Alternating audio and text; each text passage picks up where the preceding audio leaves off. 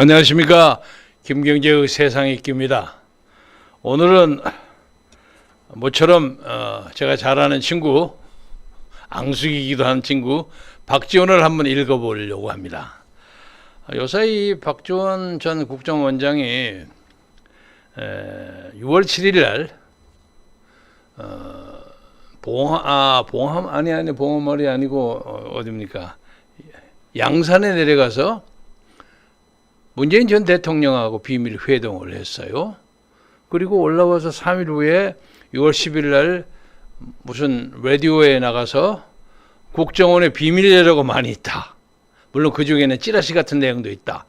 그러나 이것이 폭로가 되면 사실 여부에 관계없이 이혼당할 사람 많을 것이다. 이런 폭탄적인 발언을 해가지고 전국을 뒤흔들고 있습니다.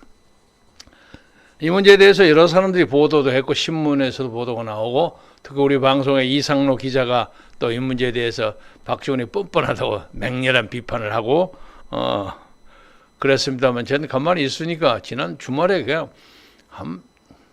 거의 한 100몇십 통의 전화가 와서 왜 박지원이 얘기하는데 아무 말도 안 하느냐고. 그래서 그냥 밀려서 한마디 하게 됐습니다. 아무튼 이 박지원은 그 사람이 옳건 그르건 그걸 떠나서 그 발언이 맞았건 틀렸건을 떠나서 대한민국 현대사에서는 이제 잊을 수 없는 사람이 되는 것 같아요. 역사적인 인물이 됐습니다. 어떻든 간에 조선조의 역사를 보면 조선 개국 초기부터 쭉 그 화제를 몰고 왔던 사람들 있잖아요. 뭐 좋게는 무슨 개국공신 정도전 그의 최후 이런 것도 있고 중종시에는 정암 조광조 그리고 또 말기에는 타산 정약용 이런 사람들이 그 시대를 움직일 수 있는 아주 그 기라상 같은 사람들이었는데 만약에 그 사람들이 제대로 기능을 발휘했다면 역사가 많이 바꿔졌을 겁니다. 근데 박지원을 여기다 붙일 수는 없지만 그 중간에 무슨 이궐의 난도 있고 정여립의 난도 있고 뭐 여러 가지 사건이 많잖아요. 임사홍도 있고 그런 하여간 그렇게 유명한 사람의 한 사람이 되는 것은 분명할 것 같아요. 그래서 이번에 이 사람이 이 발언을 한 그 배경이 무엇인가? 처음에는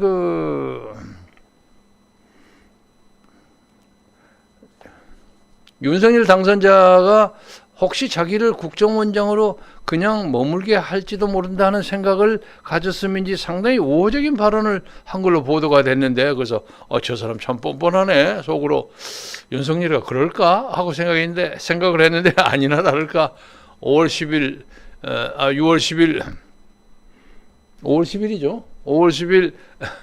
취임하자마자 바로 그 다음날 5월 11일 딱 하고 잘라버리더라고요. 박지원도 충격을 많이 받았던 것 같아요. 발언하는 걸 보니까.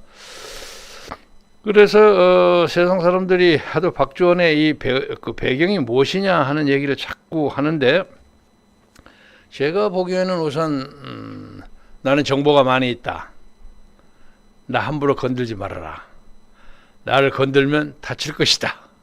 이런 엄포일 수가 있고 또 하나는 그 6월 7일 날 그 문재인 전 대통령하고 가서 과연 무슨 회담을 했을까? 뭐 윤석열 비판 많이 했겠죠. 저것들 뭐 내가 흔들면 제가 꼼짝 못합니다. 그런 얘기를 했을 거예요. 그리고 뭐 문재인 전 대통령도 뭐 호응하고 납득하고 뭐 그랬겠죠. 그 사람 그런 문제가 있고 뭐 어쩌고 그런 얘기 했겠죠. 그리고 짐작컨대 처음에 국정원장의 임명이 됐을 때도 많은 사람들이 문재인이가 박지원을 진짜 임명하고 싶어 하지 않았는데 북한의 김여정 쪽하고 대화의 창구가 박지원이가 유일한 창구다 하는 그런 평가 때문에 마지못해서 시켰다는 그런 주장이 있었습니다. 근데 그동안 박 전 정보원장이 북한의 김여정 라인하고 어떤 대화와 그 책략을 나누었는지 그리고 그것이 대한민국 국가안보에 얼마만큼 도움이 됐는지 하는 것은 후세 평가에 맡기기로 하고 좌우당간에 그래서 끝났어요. 끝나고 난 다음에 이제는 권력을 잃어버린 입장에 있는 문재인 씨하고 박지원이가 같은 배를 타게 됐죠. 그래서 이걸 어떻게 흔들어야 되겠는데 방법이 없어. 그래서 아마 봉화마을에 양산에 내려가서 이걸 흔들기 위해서는 제가 가진 이 정보를 이용해야 합니다. 그리고 지금 이것을 이용해 가지고 이 정권을 우리에게 꼼짝 못하게 만들어야 하는데 그 방법으로 저를 좀 밀어주십시오. 그러면 그건 뭐 하려고 그러시오? 내가 이번에 이재명이를 잡고 민주당 당권을 잡겠습니다. 그럼 각하에게도 이게 도움이 많이 되고 각하의 사법 처리 이런 문제도 제가 막을 수 있고 그렇다고 봅니다. 이런 얘기를 하지 않았을까 하고 상상해 봅니다. 문재인 씨로서는 반대할 일이 없죠. 그리고 윤석열 정부에 누구는 어떤 문제가 있고 누구는 어떤 문제가 이걸 내가 직접 하면 잘못하면 걸리지만 다른 사람을 통해서 풀면 뭐 어쩌고 여러 가지 방법을 다 얘기했을 수 있으리라고 생각합니다. 그런데 그런 입장에서 문재인 전 대통령은 괜찮잖아요. 이재명보다 훨씬 낫잖아요. 그래서 통일했을 가능성이 논리적으로 충분히 가능합니다. 그리고 지난주 금요일에도 제가 여러분에게 그 말씀에 대해서 해설을 드렸는데 이재명이라는 사람이 워낙 막강한 조직을 가지고 있고 대선을 치렀으니까 그리고 자금도 상당히 뿌려져 있고 조직도 강화됐고 또 그 과정에서 소위 개딸이라고 알려진 개혁의 딸들이 막 적극적인 지지자가 나서고 그래서 당세를 장악하는 데는 지금 지장 없어요. 그러니까 이걸 가지고 욕을 먹든 말든 일단 의원직은 확보했으니까 당대표까지 확보해서 다음번 대선 총선에 공천권을 내가 쥐어 잡아야 되겠다 하는 의도를 거의 분명하게 하고 있습니다. 그리고 지금 전당내 룰 가지고 이러쿵저러쿵 얘기를 하고 있지만 룰을 바꾸자고 주장을 한 것은 지금 자기의 당대표 후보로 나오는 것에 대한 정치적인 어떤 공격을 피하는 다른 관심 돌리기라고 생각합니다. 저는. 그러니까 현재 상태로 바꾸지 않고 그대로 해도 이재명이 이긴 자신이 있는 거죠. 저는 그렇게 계산합니다. 그래서 아마 우상호 비대위원장이 특별하게 전당대 룰을 바꾸지 못한다고 할지라도 안 한다고 할지라도 이런저런 불평하고 우리의 새로운 젊은이의 세력을 흡수하는데 적당하지 않다는 등 여러 가지 얘기를 하면서도 어물어물하고 구시렁거리면서 이 전당대 룰로도 그냥 선거에 임하리라고 봅니다. 그리고 이길 자신이 있다고 생각하고 있을 겁니다. 그런데 이 문제에 대해서 이재명을 반대하는 사람 보세요. 문재인 대통령도 썩 마음에 들어 하지 않고 엊그제 근사한 시구 읊으면서 미국으로 떠난 이낙연도 크게 이재명이가 당권을 잡는 것을 달갑지 않게 생각하고 반대할 것이고 그리고 이재명과 정치적인 어떤 연고지에 있어서 상당히 차이가 있는 호남의 대부분의 사람들도 이재명에 대해서 왜 꼭 이 사람밖에 안 되는 건가 하는 생각을 가질 수도 있는 것이고 그리고 요새 그거를 반증하듯이 호남에 있어서 이재명 전 후보, 이재명 의원의 인기가 상당히 많이 떨어져 있어요. 그것도 할 수가 있고 특히 옛날 동교동계라고 있죠. 요새 동교동계는 이재명 쪽으로 돌아간 사람이 거의 없습니다. 거의 이낙연 쪽으로 몰려 있었다고 봐야죠. 그리고 왕년에 좀 왔다 갔다 했던 사람들이 거의 사라져 버렸기 때문에 동교동은 거의 유야무야하고 하는 형편이 되어 있는데 이 사람들도 이재명을 가지고 당권에 접근할 생각은 아예 안 가지고 있단 말이에요. 이런 사람들도 다 박지원 쪽으로 뭉칠 가능성이 있습니다. 박지원은 자금도 있을 뿐만 아니라 정보가 있어요. 자금에 못지않은 강력한 정보가 있기 때문에 충분히 승산이 있다고 볼 겁니다. 그래서 제가 현재로 보기에는 이재명 대 박지원의 대표 싸움은 굉장히 치열할 겁니다. 다음에 국회의원을 공천을 쓰는 권한을 가지는 거기 때문에. 그리고 이 문제에 대해서 친문파, 문재인파도 지지할 것이고 이낙연파도 지지할 것이고 뭐 정세균도 지지할 것이고 옛날 동교동계도 지지할 것이고, 그리고 이재명으로서는 정치적 명분이 많이 약하지 않습니까? 여기는 명분 가지고 새로운 세대 뭐 하고, 그리고 뭐 북한과의 뭐 통합이, 협상이, 대화니 이러고 붙이면 충분히 승산이 있다고 생각하고 있는 것 같습니다. 그래서 이번에 6월 7일 양산에 가서 문재인과 회동하는데 그런 프레임을 딱 짜고 올라와서 6월 10일 날 꼬다당 하고 발표하면서 예로 그냥 그 소위 무슨 하늘의 제사 지내면 양 잡아서 번제 지내잖아요. 스케이프고트라고 그러죠. 그것을 하태경을 딱 시켜가지고 예를 들어가지고 하태경을 그냥 속된 말로 묵사발이 냈죠. 이게 박지원의 참 교묘한, 좀 나쁘게 말하면 간특한 개교가 지금 판을 치고 있습니다. 이제 이 문제를 객관적인 현상을 보고 과연 박지원이가 국정원의 그런 그 참 무시무시한 자료, 만지면 아주 큰 탈이 나는 그런 자료가 있다는 것을 공개하는 것 사실 자체가 옳은 것이냐 하는 문제가 하나 있어요. 예를 들면 이 정보원 그 국가 정보기관의 수장으로서 권력을 잡았던 대표적인 사람이 푸틴입니다. 푸틴이 소련 비밀경찰 KGB의 수장을 했거든요. 그래서 구소련이 망하고 새로운 소련이 러시아가 시작됐는데, 러시아에서 옐친 같은 사람이 나와서 민주주의를 해보려고 하고 노력 나름대로 했죠. 그런데 그게 잘 안 되지 않았어요. 그래서 구소련 체제의 정보원, 정보기관의 수장인 푸틴이 권력을 잡아가지고 지금 새로운 러시아를 장악해서 그 막 침략도 벌리고 영토 확장도 하고 그냥 난리법석을 하는 거 있는 거예요. 그러니까 정보기관의 수장으로서 권력을 잡은 대표적인 사람이 푸틴입니다. 미국에서는 FBI 수장했던 사람이 있죠.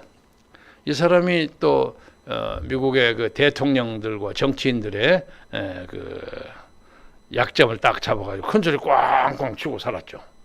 그러나 그 사람은 한 번도 자기 입으로 어떤 정치인의 스캔들을 입에 올려본 적이 없습니다. 적어도 정보기관맨으로서의 최소한도의 그 금도는 지켰다고 봅니다. 근데 그런 의미에서 짧은 기간이지만은 우리나라 역대 정보기관 수장이었던 저 김종필로부터 뭐 김재춘, 김형욱, 뭐 이후락 뭐 쭉 나오죠.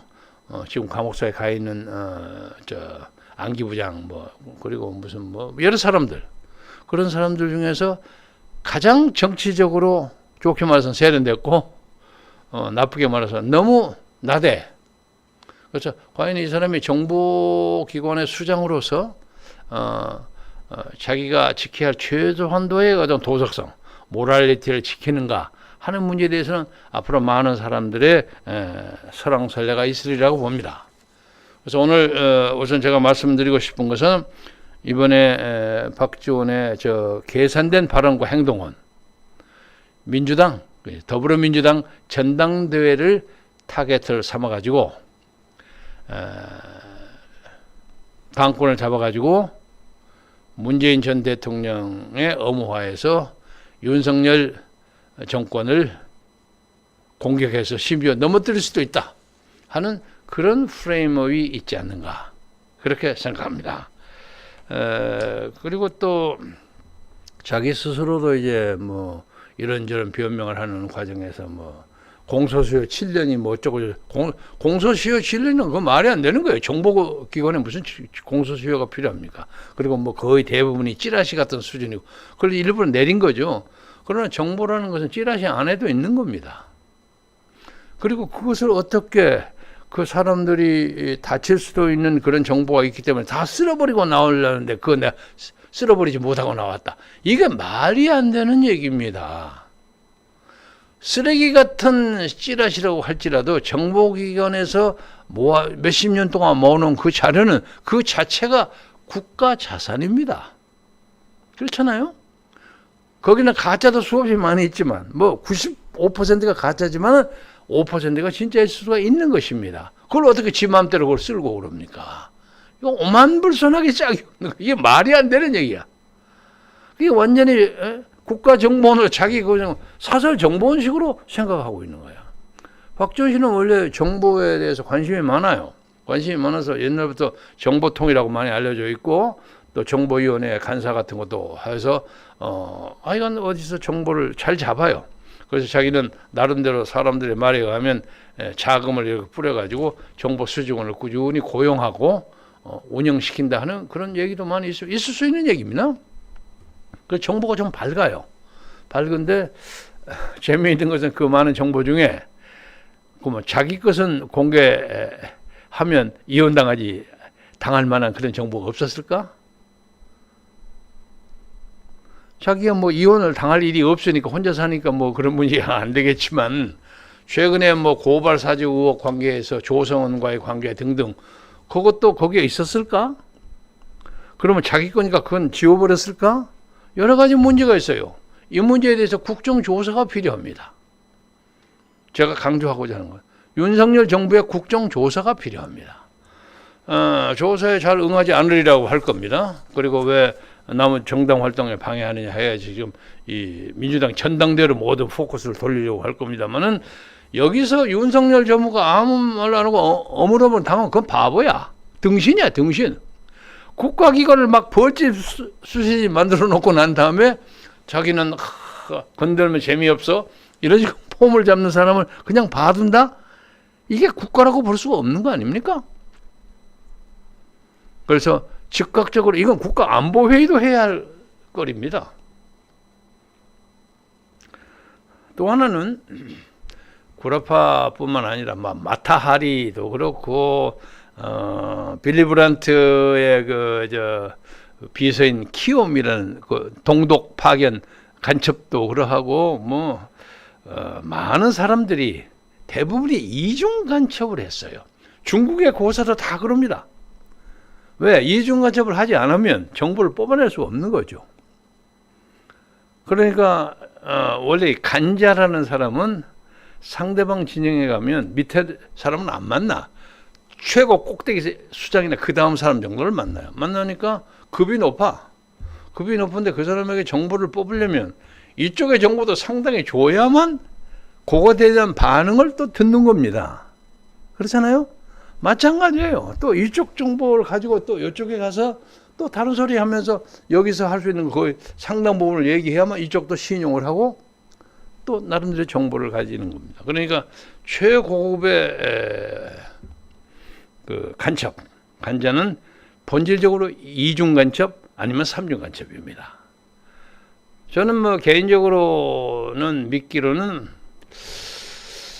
박지원 씨가 북한하고도 상당한 허심탄회한 의견 교환도 하고 적당한 정보도 주고받고 하겠지만 아마 그와 비슷한 강도로 미국 CIA나 FBI하고도 하리라고 생각합니다.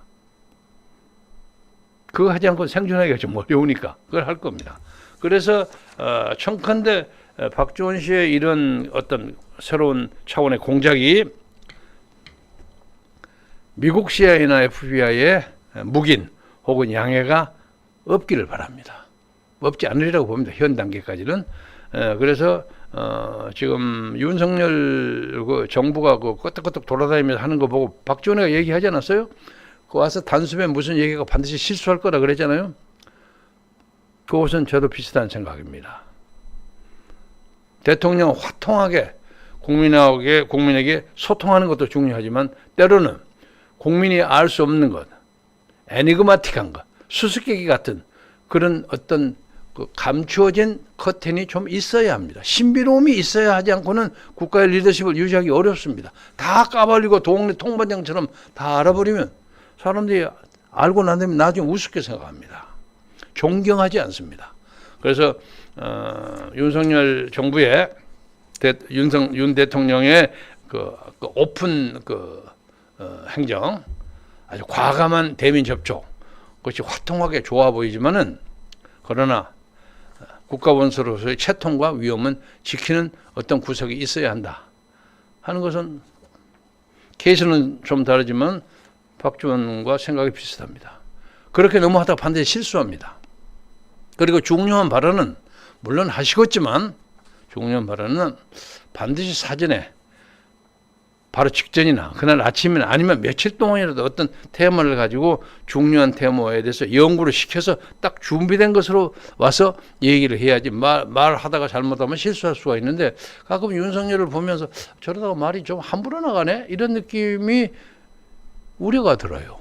그래서 그 문제에 대해서는 박지원 씨가 얘기 잘했다고 생각하고, 오히려 최근에 그와 관련해서 대통령실 근처에서 보자면 김건희 여사가 봉화마을도 가고 양산도 가고 뭐 이렇게 하는 그 자세가 꽤 신선해요.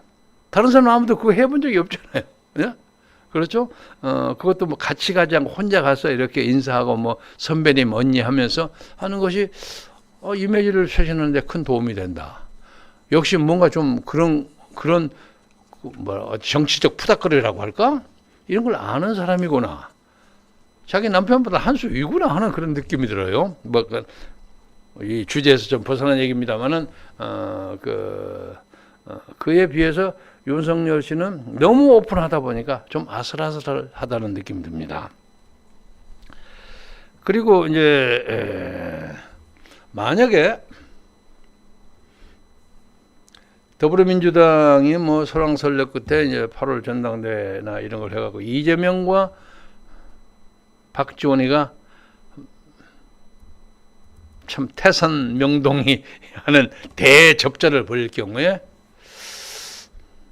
저는 박지원이가 이길 가능성이 있다고 봅니다. 박지원의 꾀가 보통 꾀가 아니거든. 제가 알기로는. 또 하나, 박지원은 이재명의 정보를 너무 많이 알고 있어요. 그렇잖아요. 이재명이 지금 대장동, 백현동, 뭐 성남 FC, 법인카드, 그건 좀 시시한 거고, 아이템으로서 그런 등등에 대해서 신문이 접근하는 것보다 훨씬 더 많은 것을 알고 있다고 봅니다.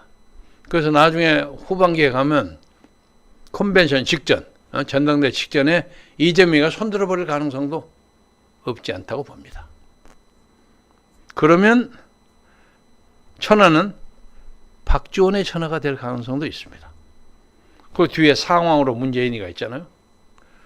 그러면 박지원은 그럴 겁니다. 그 과정에서 나는 대통령 할 생각 요만큼도 없어. 이낙연 니 빨리 들어와.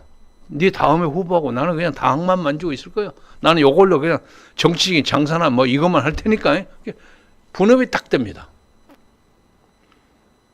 이런 문제에 대해서 윤석열 정부 측에 정치기획팀이 이런 드라마나 이런 프로그램을 예상하고 계획하고 있는지 의문시됩니다. 이미 그런데 이런 가능성은 그전부터 많이 잉태되어 있었습니다.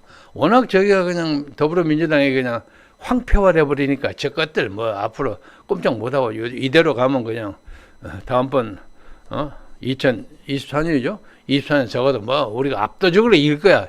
이런 어떤 방만한 낙관주의가 횡행하고 있다고 봅니다. 요새 뭐 그렇잖아요. 막 나토에도 정식 들어가고 뭐 11일 만에 한미 정상회담하고 요새 그냥 날고기 있는 거야. 그러나 이럴 때 허점이 있어요. 허점이 있는데 박지원과 문재인의 정책 야합을 잘 살피고, 두 번째는 윤석열 정부의 행정에서 지금 가장 큰 문제가 검찰을 너무 중시하는 겁니다. 검찰 중시를 중단하지 않으면 스스로 검찰의 희생자가 될 수도 있다. 말을 거꾸로 돌리면 검찰 너무 믿지 말아라. 그리고 검찰을요, 좀 컨트롤하는 것은 필요합니다. 변호사, 요새 최근에 억울한 어떤 변호사가 그냥 황당하게 당한 사건이 났죠. 변호사, 판사, 검사, 이게 삼위일체입니다. 심지어 그렇잖아요. 변호사가 판사한테 가서 무슨 얘기하면 당신 이제 변호사 안 해먹으려고 그래? 하고 노골적으로 압력을 넣어요.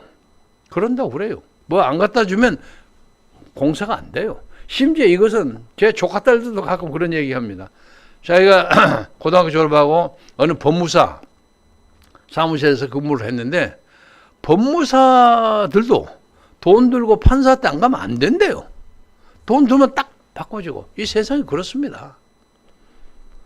그러니까 변호사보다도 판사가 더 부패하고 판사보다 검사가 가장 부패했어요. 검사가 가장 부패한 세력이에요. 그러니까 자기 세력은 완전히 정하고 딴 놈들 잡는 것만 생각합니다. 그러니까 검사를 컨트롤할 수 있는 기관이 반드시 필요합니다. 그래서 윤석열 대통령은 검사만이 모든 것을 할 수 있다는 그런 독단적인 생각을 버리십시오. 그러면 스스로에게도 다칠 수 있다는 것을 내가 경고합니다. 오늘 이 박지원의 발언을 계기로 해서 앞으로 한국 전국이 더불어민주당 전당대회를 계기로 해서 하반기까지 상당히 격동할 겁니다. 그렇게 탄탄대로만 있지 않습니다. 그래서 그 문제에 대해서 열심히 준비해 주시기를 바라고. 어떻든 간에 지금 자유민주주의가 돼갖고 이만큼 하니까 천만다행이에요. 그러니까 당분간 이 기조를 유지해야 하는 것이 국가적 민족적으로 유리합니다. 그리고 마무리하면서 하나 말씀드리고 싶은 것은 나토에 가서 일본의 기시다 총리하고 뭐 조우를 한다 만다 정상회담을 한다 만다 뭐 이러고 있는데 한일 문제는 반드시 한국의 주도로 이니시애티브로 풀어야 합니다. 풀기 위해서는 박근혜 정부 때 위안부 문제에 대해서 일단 결착이 끝나지 않았습니까? 옳든 그러든 간에 일단 합의가 됐어요. 윤병세 외무장관하고 저쪽 외상하고 하지 않았습니까? 불편하더라도 일단 국가 간에 계약을 하면 그걸 믿어야지. 이래서 그건 무효. 그러니까 일본 애들이 우리를 상대를 안 하려고 하는 건 당연한 거 아닙니까? 저 신용 없는 사람들이에요.